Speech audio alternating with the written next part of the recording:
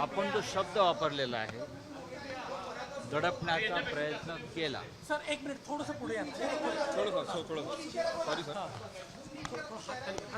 ही दडपशाही, ही दडपशाही। ज्या प्रश्नासाठी सोनम वांगचुक यांनी 21 दिवस, म्हणजे आज 21वा दिवस आहे, उपोषण सुरू ठेवलं, त्या प्रश्नाचा निकाल लावला नाही। धर्मेंद्र प्रधान यांच्या राजीनाम्यासाठी त्यांचं उपोषण होतं,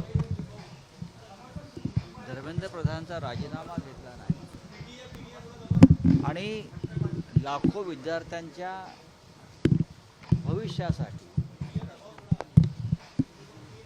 प्राणांची कुर्बानी देण्यास तयार असलेल्या सोनम वांगचुक यांना मध्यरात्री पोलिसांनी जोर जबरदस्तीनं उचलून इस्पितळात दाखल केलं।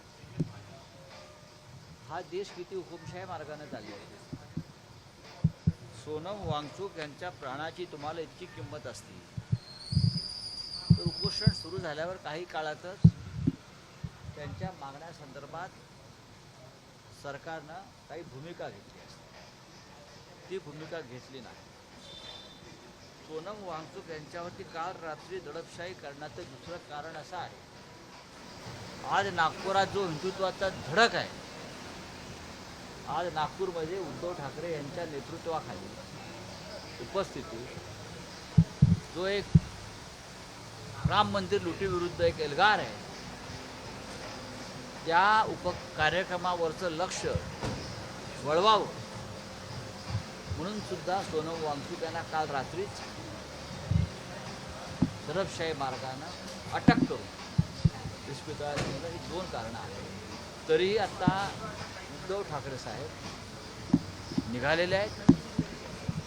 ते 12 वाजता नागपूरला पोचतील आणि 4 वाजता ते रामनगर राम मंदिर येथे रवाना होतील। सोनम वांगचुक को उठा के लेके गई है पुलिस।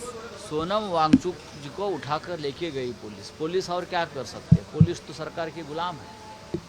सोनम वांगचुक 20 दिन से ज़्यादा अनशन कर रहे हैं, अन्न का त्याग किया है उसने, और इसलिए किया है देश के लाखों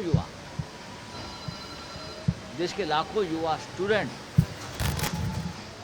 उनका जो भविष्य अंधकारमय हो गया है, खास करके नीट के एग्ज़ाम में, उनको न्याय देने के लिए, उनकी आवाज़ सरकार तक पहुंचाने के लिए, और जो जिम्मेदार मंत्री है धर्मेंद्र प्रधान एजुकेशन मिनिस्टर, उसका इस्तीफ़ा 20 युवाओं ने आत्महत्या की, जिम्मेदारी धर्मेंद्र प्रधान जी की है, तो उनका इस्तीफ़ा लेने के लिए ये अनशन था।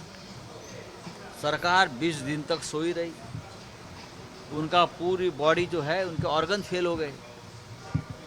कोई बात उनकी जो रखी थी सोनम वांगचुक जी ने, उसका चर्चा नहीं हो गई। अगर इतनी उनकी प्राण की आपको अहमियत थी तो आप बात करनी चाहिए थी, कुछ बातें माननी चाहिए थी, कोई डेलीगेशन आना चाहिए था, लेकिन आपने उठाकर उनको अस्पताल में भर्ती कर दिया। ये एक प्रकार से ज़ोर ज़बरदस्ती और तानाशाही है।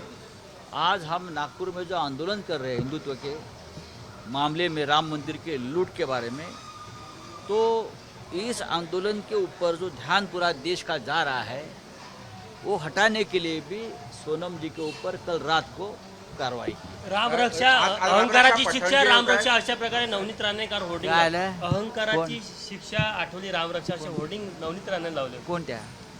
मला माहीत नाही। आज रामरक्षा पठण करताय, तुम्ही निमंत्रण तर दिलेत आहे, पण काही जणांशी तुम्ही टेलिफोनिक पण संपर्क बघा, साधला, निमंत्रण दिलंय? आमचं कर्तव्य आहे, आम्ही ह्या कार्यक्रमाला अराजकीय कार्यक्रम मानतो। जसं अयोध्येमध्ये रामजन्म मुक्तीचं जे आंदोलन झालं ते आम्ही अराजकीय मानतो। जर आम्ही सगळ्यांनी सहभागी झाले असते त्यात, विश्व हिंदू परिषद, राष्ट्रीय स्वयंसेवक संघ, शिवसेना, बजरंग दल, भाजपचे कार्यकर्ते, ते सर्व पक्षांचं होतं। तसंच हे आता अयोध्या आणि राम मंदिर हे चोरांपासून मुक्त करण्याचं जे आंदोलन आहे ते सुद्धा अराजकीय आहे। त्याच्यामुळे जे जे राम भक्त आहेत, जे जे हिंदू आहेत, त्या सगळ्यांनी या आंदोलनामध्ये सहभागी व्हावं अशी आमची भूमिका आहे. त्याच्यामुळे आम्ही सरसंघचालक मोहनराव भागवत परमपूज्य, त्यानंतर राज्याचे मुख्यमंत्री रामभक्त देवेंद्रजी फडणवीस यांच्यासह आम्ही इकडले काँग्रेस, राष्ट्रवादी काँग्रेसचे नेते सगळ्यांना आम्ही आमंत्रित केलं की आपण या. ज्या राम मंदिरमध्ये तुम्ही आंदोलन करणार आहे त्या राम मंदिरामधल्या ज्या गणेश राम मूर्ती आहे त्या गोळवळकर गुरुजी यांनी स्थापन केलेल्या आहे. हो, मग याच्यामध्ये चांगलं आहे आमच्यासाठी ना. जर राष्ट्रीय स्वयंसेवक संघाच्या तत्कालीन सरसंघ चालकांच्या हातून त्या मूर्तीचं काही पूजा अर्चा झाली असेल, त्यांनी स्थापन केल्या असतील, तर त्याच मूर्तींची आम्ही आज पूजा करणार आहोत. म्हणून तर आम्ही संघ मुख्यालयामध्ये आमंत्रण दिलं की या, तुमच्याच हस्तस्पर्शानं पावन झालेल्या या मूर्ती आहेत, तुम्ही या. देवेंद्रजींना आम्ही तेच सांगितलेलं आहे. खरं तर म्हणजे रामरक्षा पठण झालं, रामरक्षा पठण सगळ्यांचा मुद्दा आहे, मग सगळे सहभागी व्हायला पाहिजे असं आम्ही सांगितलेलं आहे. आता कोणाला राजकारणातला गंध येत असेल तर त्यांचा प्रश्न आहे, पण आम्हाला असं वाटतं की सगळ्यांनी यावं.